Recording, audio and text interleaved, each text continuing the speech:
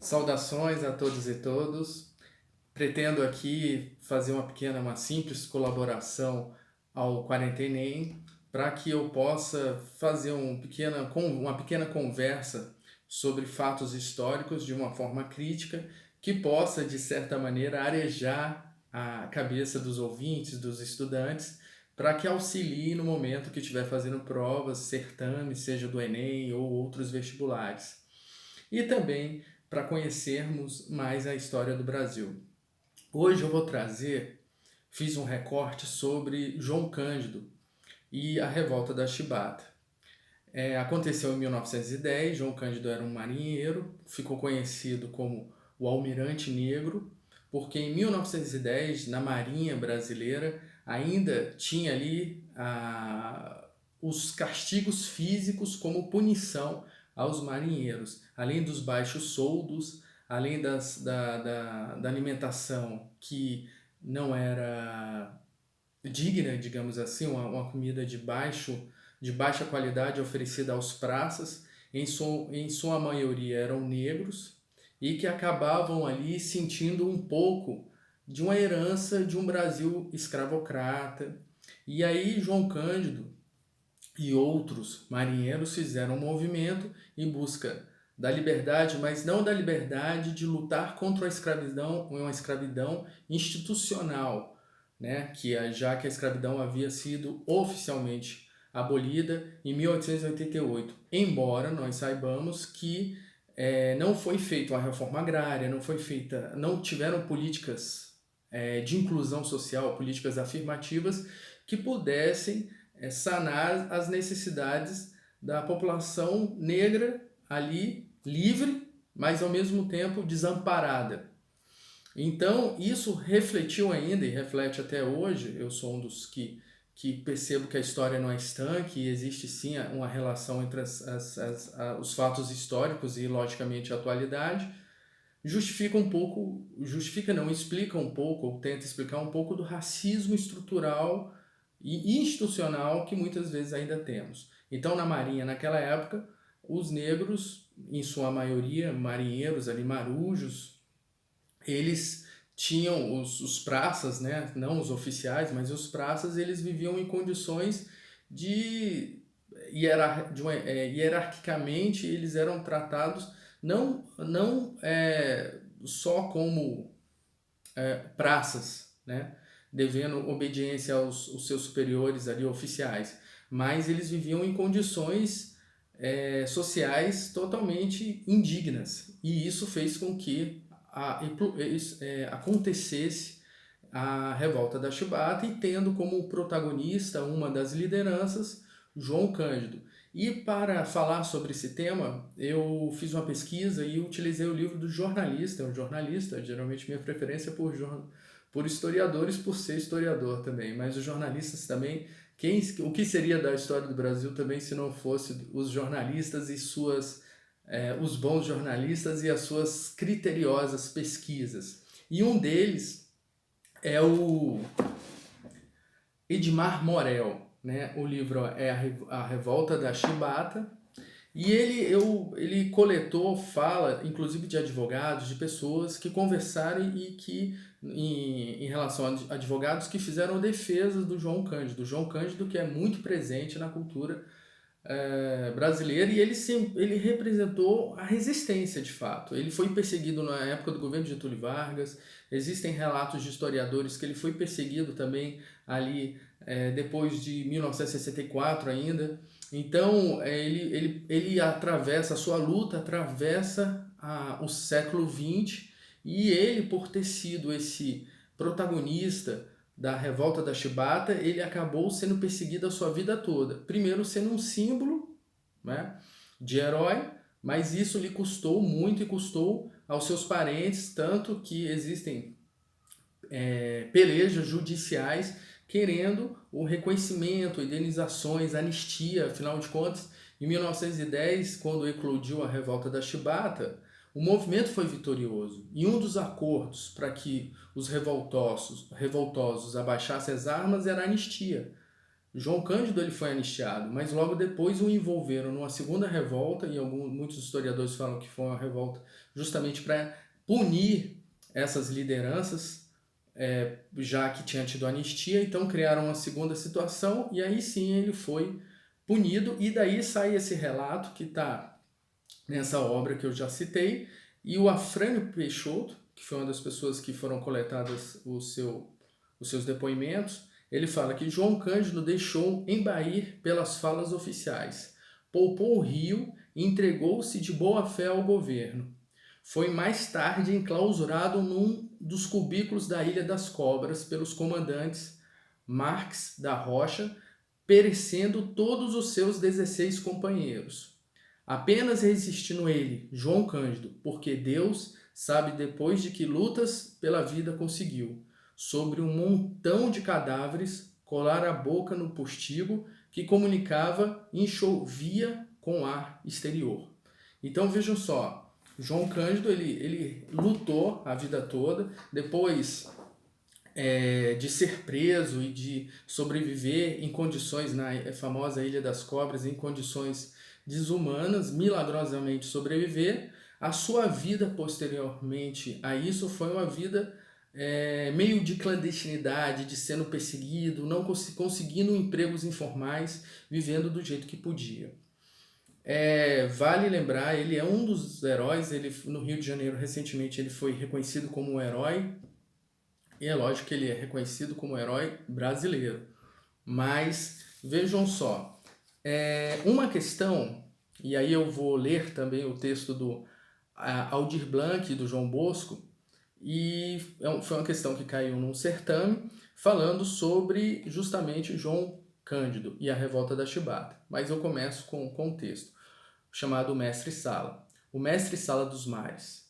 Há muito tempo nas águas da Guanabara, o dragão do mar reapareceu, na figura de um bravo marinheiro, a quem a história não esqueceu. Conhecido como Almirante Negro, tinha a dignidade de um mestre-sala, e ao navegar pelo mar com seu bloco de fragatas, foi saudado no porto pelas mocinhas francesas, jovens polacas e por batalhões de mulatas.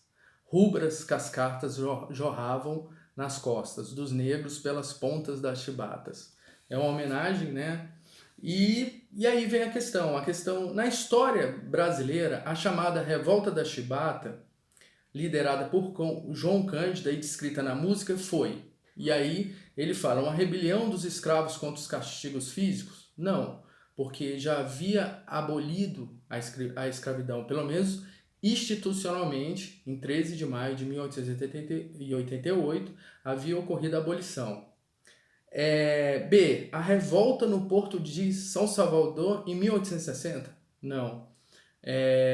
Porque, como falei, a revolta aconteceu no Rio de Janeiro em 1910. O protesto ocorrido, letra C, o protesto ocorrido no exterior, no Exército, não, ocorreu na Marinha, né, embora tenha mobilizado todas as forças. E D, né, a alternativa, a rebelião dos marinheiros negros e mulatos em 1910 contra o castigo e as condições de trabalho na Marinha de guerra. Sim, essa é a alternativa correta.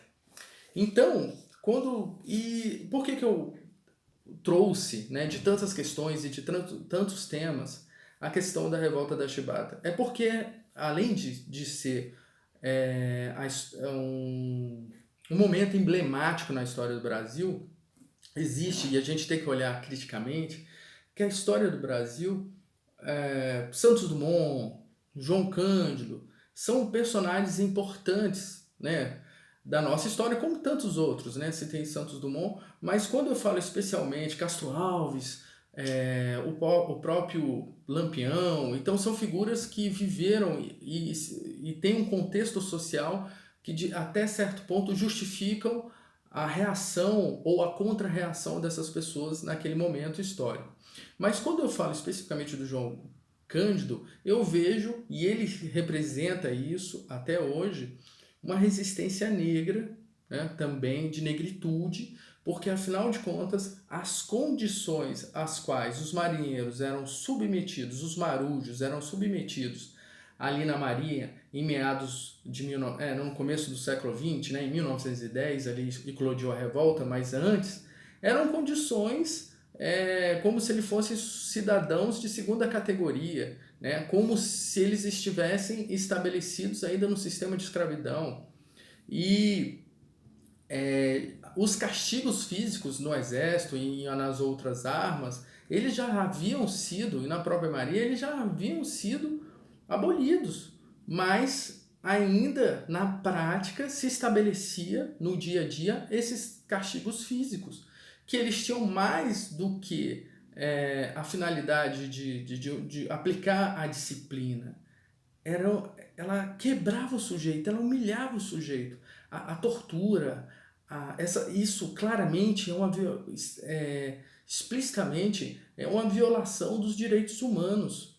E isso é importante, porque tanto a questão da negritude, das ações afirmativas, elas estão presentes na nossa sociedade, são sempre debates vivos e que muitas vezes se manifestam no Enem, nas provas de vestibulares, de atualidade, de concurso. Então vale a pena porque existe uma comunicabilidade, existe uma comunicação, na verdade, uma comunicação entre esses temas com os direitos humanos, com a Declaração Universal dos Direitos Humanos, do respeito à vida, do respeito à dignidade, do respeito à diversidade, aos princípios fundamentais da Constituição, ao artigo 5º da Constituição. Então, é importante que o estudante ele tenha essa visão transdisciplinar, no sentido que a história, como eu falei, ela não é estanque, ela se comunica com as outras ciências, e o João Cândido ele faz parte de uma história que ainda precisa muito ser contada, mais ainda debatida, porque compreende um pouco a história do subterrâneo, de personagens históricos que por muito tempo foram esquecidos ou colocados de lado de forma marginal, a importante contribuição que eles trouxeram para a história do Brasil. Então, quando a gente vai fazer uma prova, e as provas de hoje, elas não privilegiam a decoreba, né? A memorização, mas sim uma leitura crítica, uma leitura que possa contextualizar, né? Onde se comunicam as várias ciências.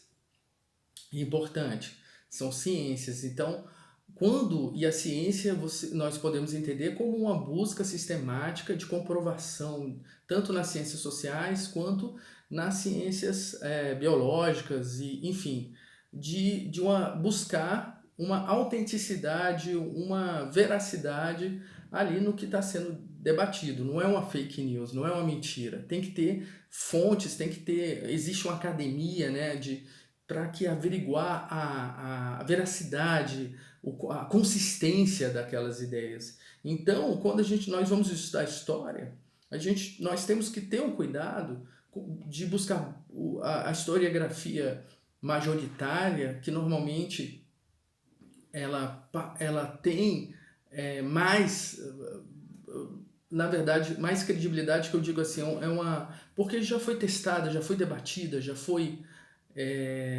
muitas vezes vai acompanhar, porque nenhuma verdade absoluta, a gente aprende isso na história, mas ela já foi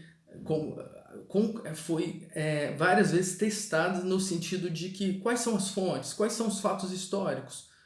Então isso é importante, porque senão, se você for fazer uma prova e você está baseado em fake news, você vai se dar mal.